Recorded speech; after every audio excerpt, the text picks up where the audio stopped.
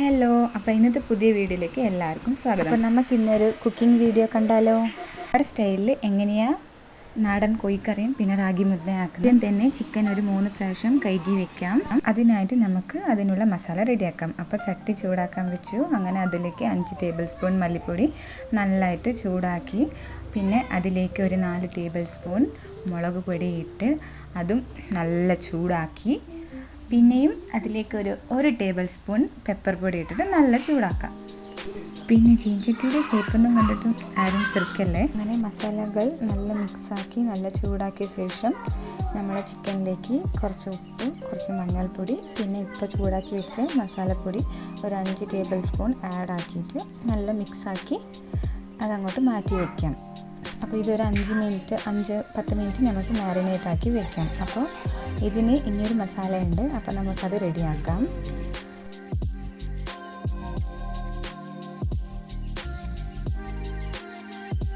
ഈ ഒരു മസാലയ്ക്ക് നമുക്ക് വേണ്ടത് 4 ചെറിയ ഉള്ളി, ഒരു തക്കാളി, പിന്നെ ഒരു ചെറിയ ഇഞ്ചി, പിന്നെ വെളുത്തുള്ളി, പിന്നെ 2 പച്ചമുളക്. അപ്പോൾ നമുക്ക് ഇനിയൊരു മസാല റെഡിയാക്കാം. അപ്പോൾ അതിനായിട്ട് ചട്ടി ചൂടാക്കാൻ വെക്കാം. ചട്ടി ചൂടായ ശേഷം നമുക്ക് ഒരു 2 ടേബിൾ സ്പൂൺ വെളിച്ചെണ്ണ ഒഴിക്കാം.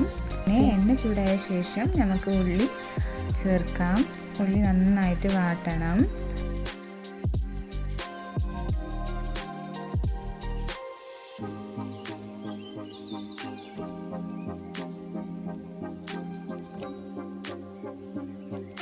ഉള്ളി നന്നായി വാട്ടിയ ശേഷം നമുക്ക് ഇഞ്ചി, വെളുത്തുള്ളി, പച്ചമുളക് ഇട്ടിട്ട് നന്നായിട്ട് വാട്ടണം. അങ്ങനെ ഈ പരുവത്തിലാവുമ്പോൾ നമുക്ക് തക്കാളി ആഡാക്കാം. എന്നിട്ട് തക്കാളി ആഡാക്കിയിട്ട് അങ്ങനെ തക്കാളിയും നന്നായിട്ട് വാട്ടണം. അതിനുശേഷം ഞങ്ങളൊരു 5 മിനിറ്റ് ക്ലോസ് ആക്കി വയ്ക്കുക. അങ്ങനെ ഉള്ളി, തക്കാളി എല്ലാം വഴറ്റിയ പിന്നെ നമ്മൾ നേരത്തെ ചൂടാക്കി വെച്ച മസാല ആഡാക്കാം. അത് ഒരു 2-3 സ്പൂൺ ആഡാക്കാം. എന്നിട്ട് അതിലേക്ക് ഒരു പിടി മല്ലിച്ചപ്പും ഒരു പിടി പുതിനച്ചപ്പും ആഡാക്കി അതും ഞങ്ങൾ നന്നായിട്ട് റോസ്റ്റാക്കി എടുക്കാം. പിന്നെ അതിലേക്ക് വെള്ളം കൂടി ആഡാക്കി നന്നായിട്ട് തിളപ്പിക്കുക. പിന്നെ ശേഷം അതിനെ ഞങ്ങൾ തണുപ്പിക്കാൻ വെക്കുക. അപ്പോൾ നമുക്ക് ആ ടൈമിൽ ഒരു സലാഡായാലോ. അങ്ങനെ ഞങ്ങൾ സലാഡൊക്കെ കഴിച്ചു.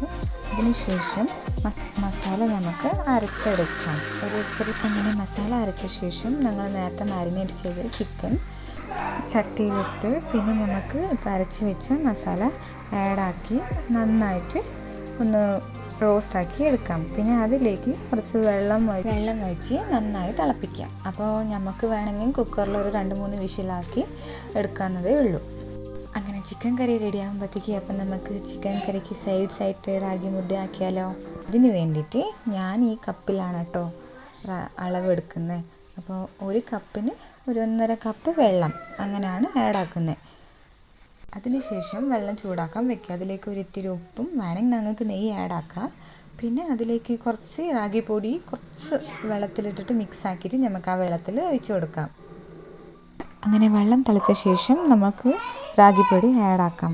എന്നിട്ട് നല്ലോണം മിക്സാക്കി കൊടുക്കാം.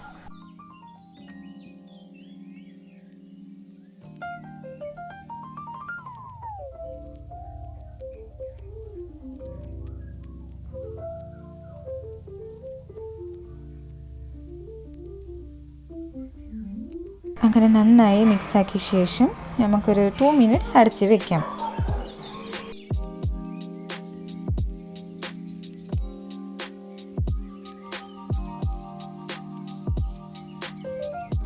ശേഷം നമ്മൾ ചൂടോടെ തന്നെ റാഗി ബാൾസ് ആയിട്ട് എടുക്കാം.